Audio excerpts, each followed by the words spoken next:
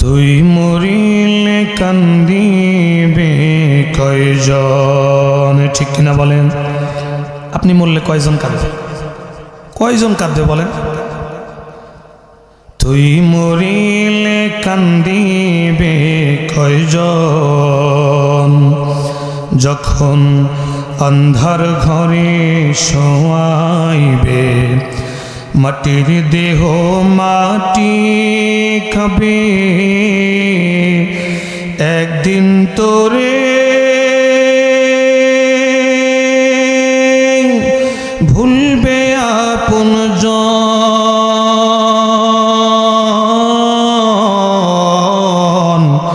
তুই মরিলে কান্দিবে কয়জন, ভাই বন্ধু আপন যারা কিছুদিন কান্দিবে তারা, এই দুনিয়ার কোলাহলে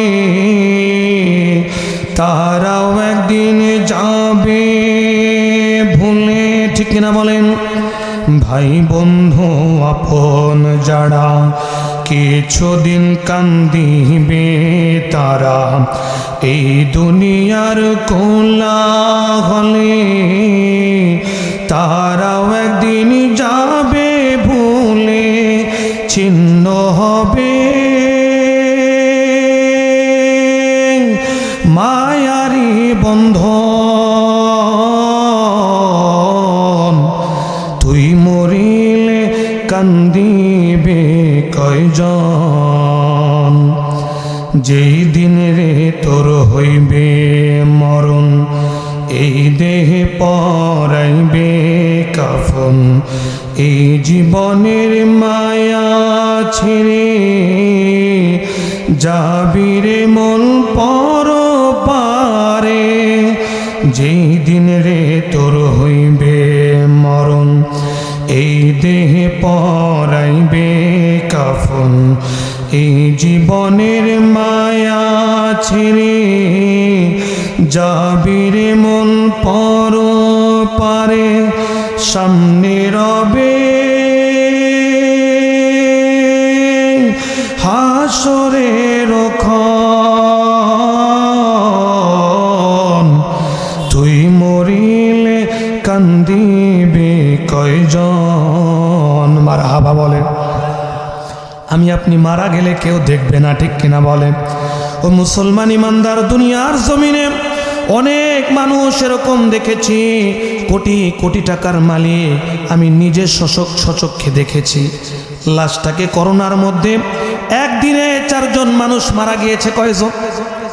টানা 4টা, একটার পর একটা, একটার পর একটা 4টা মানুষ মারা গেল। 4টাকে জানাজা করানোর পরে গোরস্থানের মধ্যে নেওয়া হলো। গোরস্থানের মধ্যে আমি নিজে উপস্থিত হলাম। আল্লাহর এক বান্দা, কোটি কোটি টাকার মালিক, সন্তান অনেক বড় ইঞ্জিনিয়ার, তিনি নিজেও অনেক কোটি কোটি টাকার মালিক, ব্যবসায়ী ছিলেন। নিজে দেখেছি বাবার কবর যখন খনন করা হচ্ছে, কবরের মধ্যে ভেতর থেকে এরকমভাবে পানি আসতেছে। আসে কি আসে না? যখন বর্ষার সিজন আসে অনেক ক্ষেত্রে দেখবেন যে পানি আসে, এত পরিমাণ পানি আসতেছে, আমরা বারবার সেচতেছি, আমাদের পোশাকাদিগুলো নোংরা হয়ে গেছে। খেয়াল করে দেখলাম চোখে পানি চলে আসলো। খেয়াল করে দেখি আল্লাহর বান্দা দূরে একটা জায়গায় দাঁড়ায় রয়েছে, বাবার কবরের পাশেও আসতেছে। নাউজুবিল্লাহ বল। যতই আমরা চেষ্টা করতেছি যে একটু আসেন, বাবার কবরের পাশে আসেন, আল্লাহর বান্দা বলতেছে হুজুর একটু তাড়াতাড়ি করেন, তাড়াতাড়ি করেন, এত দেরি হচ্ছে কেন, তাড়াতাড়ি দ্রুত মাটি দিয়ে দেওয়া লাগবে। আছে না নাই? আছে। সন্তানটাকে আপনি প্রতিষ্ঠিত করলেন, মানুষের মতন মানুষ বানালেন মিয়া, কিন্তু দ্বীনি ইলম চর্চা তাকে করালেন না। দ্বীনের জাররা থেকে জাররা গুণ, জাররা থেকে জাররা আলোয় সন্তানের মধ্যে আপনি ঢোকালেন না। শীতের মধ্যে আপনার সন্তান মক্তবে আসবে, কষ্ট হবে শীতের মধ্যে, আপনি আপনার সন্তানটাকে মক্তবে পাঠালেন না। আপনি ঠিকই, ওই ব্যক্তিটাই ঠিকই তার স্ত্রীকে দিয়ে ঠান্ডা শীতের মধ্যে, কুয়াশার মধ্যে তার ছোট্ট সন্তানটাকে রাস্তা দিয়ে হাঁটাচ্ছে, স্ত্রীটা ব্যাগটা কাঁধে নিয়ে ঠিকই কোচিং সেন্টারের দিকে যায়। আসে না নাই? আছে। আপনি দিনটাকে মিয়া নিজেই ছোট করে দিলেন, আপনি ইসলামটাকে ছোট করে দিলেন, আপনি ইসলামটাকে হাসির পাত্র বানালেন। তা আপনি মারা যাওয়ার পরে আপনার সন্তান তো জিন্দেগি ভর কখনো শেখান নাই যে টাকনুর উপরে কাপড় পরা লাগে, শেখান নাই। জিন্দেগি ভর শেখান নাই পেশাব করে কিভাবে পবিত্রতা অর্জন করা লাগে, শেখান নাই। জীবনে কুলুপ কি জিনিস টিস্যু জীবনে জিন্দেগিতে ব্যবহার করে না। সারা জিন্দেগি ভর অনেক যুবক পাওয়া যায় এরকম যে যুবকদেরকে টেনে হিসড়ে, যেরকমভাবে ধরেন ছাগলদেরকে যদি আপনি পানির দিকে ডাকেন, পানির দিকে টানেন, মুরব্বীরা এখানে ভালো জানবেন, অনেকে আছেন যে ছাগলকে যখন পানির দিকে রশি দিয়ে টানা হয়, ছাগল দুইটা পা এরকমভাবে কি মাটির মধ্যে কামড়ে ধরে থাকে, ঠিক কিনা বলেন?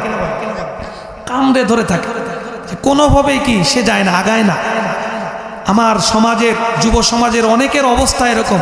যুবক ভাইরা মন খারাপ করতেছেন, আপনারা মন খারাপ করতেছেন, বাস্তবতা বলতেছি। অনেক যুবকদেরকে দেখা যায় যে এরকমভাবে রশি দিয়ে টেনে হিসড়ে মসজিদে আনা যায় না, বলে হুজুর শরীর না পাক, কাপড় না পাক, আছে না নাই?